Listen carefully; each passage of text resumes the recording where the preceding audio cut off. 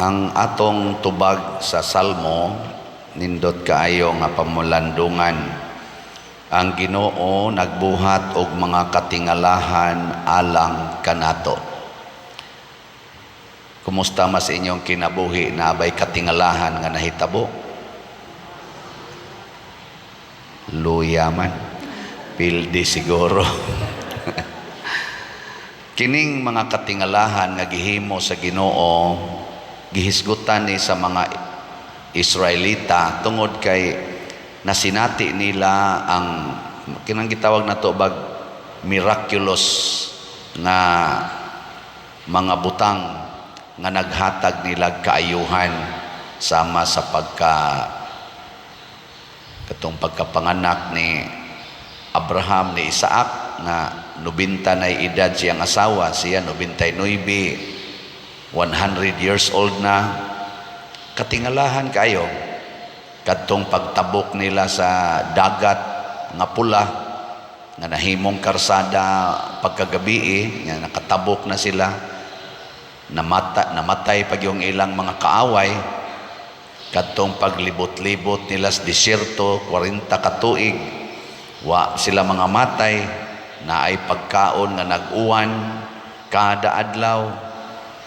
Ngadto sila sa Kanaan, nangabuntog ang ilang mga kaaway, bisag wa sila mogamit kaayong espada ug daghan pang mga butang.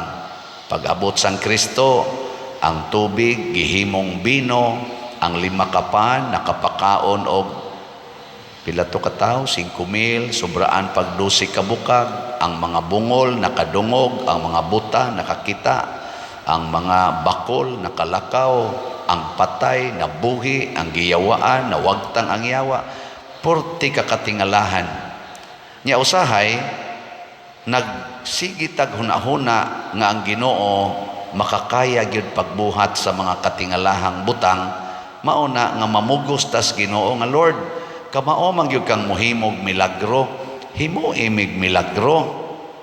Ana, stage 4 nako. Kay bao jud ko Lord nga pwede ra gid nimong kuhaon ang akong sakit nga kanser.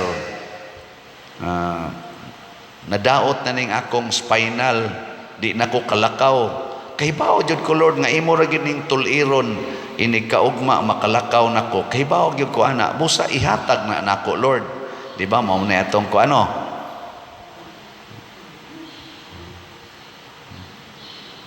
Ambot ka, okay ba? Bakas Lord nga modaog jud kas eleksyon. Padaog ako Lord, kay ba? Madyo ko makapadaog ka nako. Mamugos ta niya kay nothing is impossible with God. Pero si Kristo iyang giklaro dinhis atong ebanghelyo nga kini daing paghari sa Dios diin masinati nato ang daghang katingalahang butang, mura diin ni siya og long process, difficult process.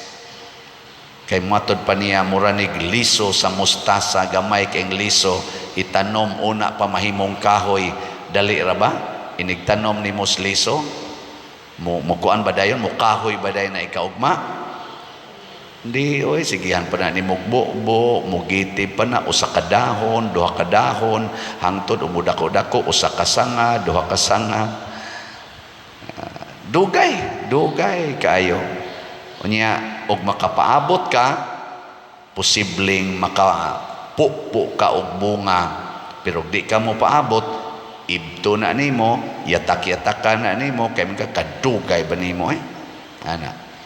Mura sa kuno na og kanang magmasa ka og harina, butangan nimo og yeast, sige kag masa, motubo dayon na after 1 minute.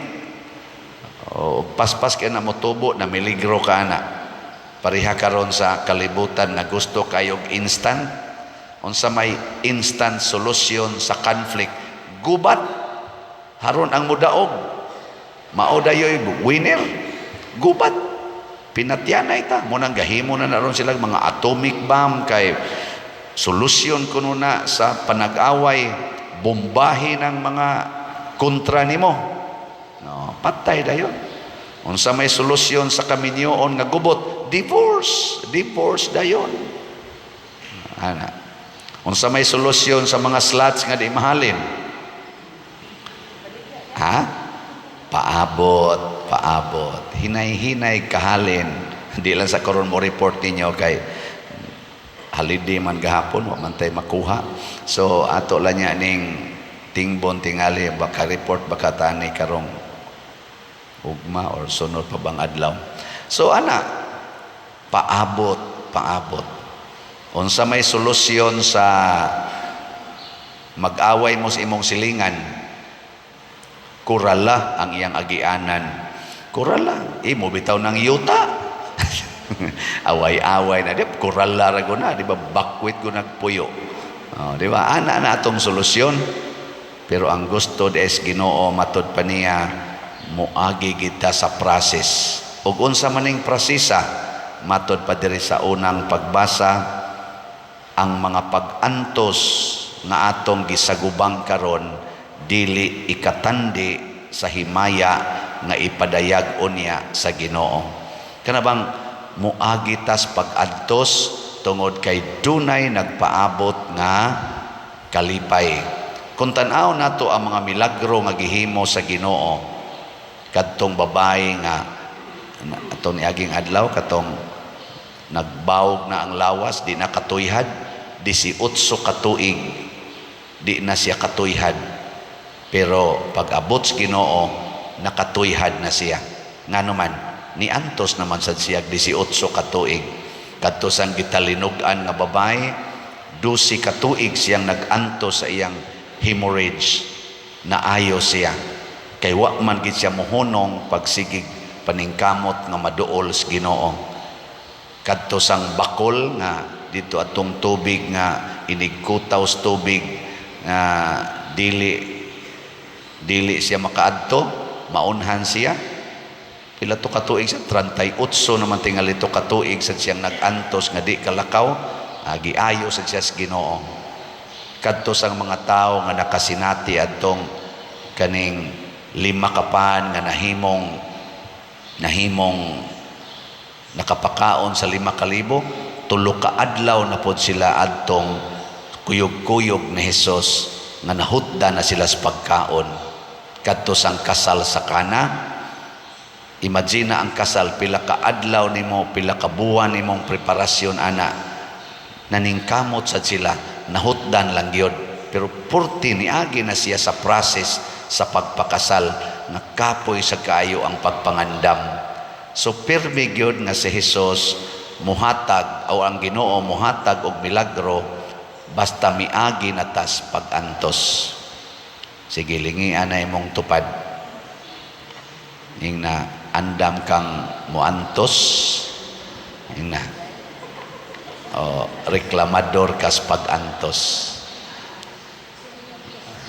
Na ato'y mga istorya sa una, nalimot naman sa kinsa tong presidentiha sa Amerika nga kapila to ni dagan o mga posisyon sa gobyerno wa gyud kadaog, hangtod na lang niabot na lang sa barangay kapitan na siguro to nga equivalent sa iyang gidaganan, wa lagyapon kadaog, sige lagyapog balik og dagan na presidente gyud sa Amerika. Orag maoto siya gibasihan anang prinsipyo nga nag-ingon sa to, a winner never quits, a quitter never wins. Mansad mo kasabutan na in English mo na siya ko. Ang kana kunong mudaog, ang mananaog di gyud kuno na mo give up, di mo undang. Ang kana sang mo undang di ginakadaog. Mao na unsa may atong himuon aron mudaog ta ngadto sa langit. Matud pa ni San Pablo, dagan lahos sa dag-anan kay kining lumba padong sa langit dili ni parihas lumba dinhis kalibutan, pariha ng barangay kapitan, 4-5 kabuk mudagan o saray mudaog, iski chairman 3-4 mudagan o saray mudaog, pero dinhi kunos lumba padong sa langit, kining kalipay nga langit nun, kining kalinaw nga langit nun, kining kauswagan nga dili gyud mo us-us, permanente, stable life, ang tanan qualified nga mudaog, basta di ka mohunong lahos yung ka ngadto sa dag-anan. Pasabot pag binuutan kanunay bisan pag naay daghang problema. Padayon sa paglaom sa Ginoo o pag-ampo bisan pag nangapakyas ang imong mga paningkamot. Mao na ako bitang istorya niyo dinhi, ako lang sa ning i-repeat gamay kay mao man sad ni ang para nako nindot nga pamalandungan. Nangandoy ko sa una na munindot among pamilya tungod kay porti namong pobriha. Sa dihang nakatrabaho nako, lipay kay kostanan kay makakaon na migtarong labi na gid ang akong amahan, akong inahan, mga igsuon. Pero wa kaabot og usa ka tuig gikan ko na regular sa kong trabaho, mga 1988 na regular ko, pagka 1989 na paralyzed akong papa. Buutan kay akong papa. Kami sad nagserbisyo sa misimbahan. Ang sunod nga buutan sa among pamilya mao ang akong maguwang laki, si Pedro. Mas buutan na siya nako. Ako may pagkabuangon man gyud ko. Nahog man sa among hagdanan pagka 1992, nabali na sang spinal. Perti namong terapi ni Papa, ni Pedro, ampo yung maayo, alagad yung kong maayo simbahan, nagampo kong maulian unta sila. Namatay na las Papa, wa gyud maayo. Si Pedro karon patyon no na sad, wa gyapon maayo. Aya, wa jud ko ma-discourage. Sige lang gyud ko. Bisan guys akong love life, gibuwagan ko sa akong uyab nga magminyo na unta mi ato. Hilak sa ko ato. Wa ko ma-discourage, ngita na sa kong laing uyab. Buwaga na sad ko. Ngita na sa kong lain kay gusto jud ko magminyo. Ana, wa jud ko buhonong bisag magagas akong luha. Pero unsa may gihatag sa Ginoo, kinabuhi na kontento kaayo ko, lipay kay ko, dili di ay amahan ang makalipay, dili akong maguwang, dili ang kahimsog sa ilang panglawas, dili ang kanindot unya sa among balay, dili di ay uyab, dili di ay asawa ang makalipay nako. Ang gitagana des Ginoo nga wa nako mahibaw kini di ay pagkapari. Di ba? Awa mo malipay na pari ko. Awa na. Ako perti na kong lipaya karon nga napari ko. Nya ang ako sang nakita, nakahatag sa ko og mga kalipay ngadto sa mga tao nga akong gialagaran. Di hinuon tanan pero ubay-ubay gyung nalipay. Ambot mong nanimba dinhi nalipay ba kamo? Labi na gid aning sige tag pamaligyag slots, astang daghanang nangalipay. Daghan jud kay nalipay. Kana lang inigpalit nilag slot, usa ka slot, muingon gud na sila usahay nga pader, karon pa jud ko nakasinati og kanindot sa akong gibati nga nakapalit kog slot. Kay wa jud ko maanad anis una nga magsigig donate og simbahan, pero karon sige na kog monitor pila ka book slots, unsay slot imong gibaligya. Din ako kaihap kapila ko nagbalik-balik og slot o palit og slot na adik na ko pader nya nga usab daghan kay nga usab sa akong kinabuhi nga wa ko maghuna-huna nga moabot nako kining maong mga grasya. Kanang ingon ana ba nindot kaayo maunay pamaagis Ginoo, maunay kinabuhi sa mga santos, labi na gyud sa mga apostoles ug sa mga martir. Muna manghinaot ta nga ang mga nangapildi karon sa eleksyon musuporta unta padayon sa ilang gihigugma nga barangay ug musuporta sa mga programa o kalihukan sa mga nidaog sa barangay. Kana bang dili ta mag-isip adtong eleksyon, ang ato human ang eleksyon nakapili na tag mga leaders ato naning suportahan, isip usa ka katilingban sa Dios, katilingban sa simbahan, katilingban sa atong gobyerno.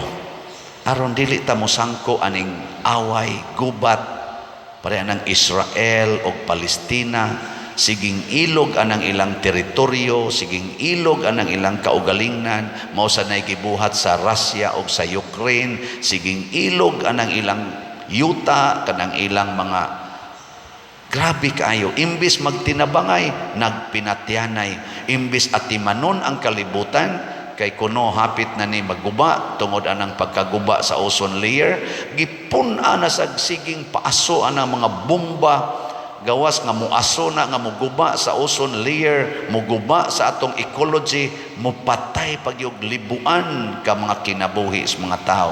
Wa man maghuna-huna unsa kangilngig ang sa kangilad ang nahitabo anang gubat, di nakahuna-huna pagka mga bright aning mga tawhana, gatuon sila sa siyensya, kahibaw sila kung say epekto kung mubuto ng atomic bomb, kung mubuto ng missile, kahibaw sila unsa ka valuable ang usa ka kinabuhi sa tao, labi na yung kinabuhi sa mga bata, sa mga tiguang o mga masakiton. Pero wa sila'y pagtahod na ana, tungod kay ang ilang gihuna-huna, ang ilan na lang yung garbo, wa na maghuna-huna nga dunay kalipay nagpaabot nga hinimos Ginoo dili hinimos tao. Kay mamugos kita aning atong kalipay, daghan ang maghilak. Pareha ng bana, mamugos gyung malipay anang iyang kabit, kay makalipay maginang kabit, maghilak ang mama, maghilak ang asawa o ang mga anak. No? Lipay man jud kag dako kay nang imong nataran, munang mukural gyud kag maayo sa imong yuta, nga di na kamuhatag og lugar sa imong silingan, may kay kang paso-paso sa imong nataran nga nindot kay kag kaning hawanan kay luag kaayo, pero ang imong silingan nagtakilid na nga miagis kilid sa imong kural kay di na hapit kaagi padong sa ilang balay, wa kay batasan. Uy, may kay kadihang pupamaypay bisag kusog ing uwan, wa gyud tubig sud sa inyong balay kay gikural ginimog simento, unya wa nay agianag tubig ang gika silingan, pero ang imong mga silingang mga pobre tagahawak ng tubig sud sa ilang balay, wa kay batasan. Matod pa sa unang pagbasa o sa atong salmo, matod pa sa atong salmo,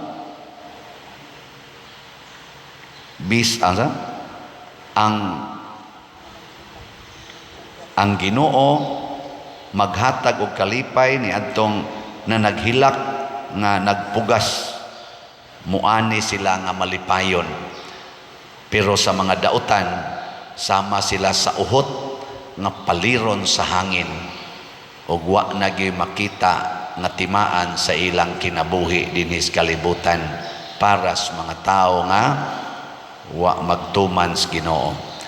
So kanindot di ay sa mga namalit og slots karon, pirming malipayon.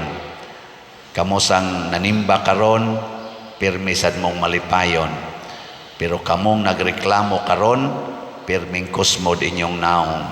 Kamo sang wa mamalit og slot, pirmi sad mong ratulon og mabalakon. Mao na mangita tagpaagi na makasunod sa mga santos.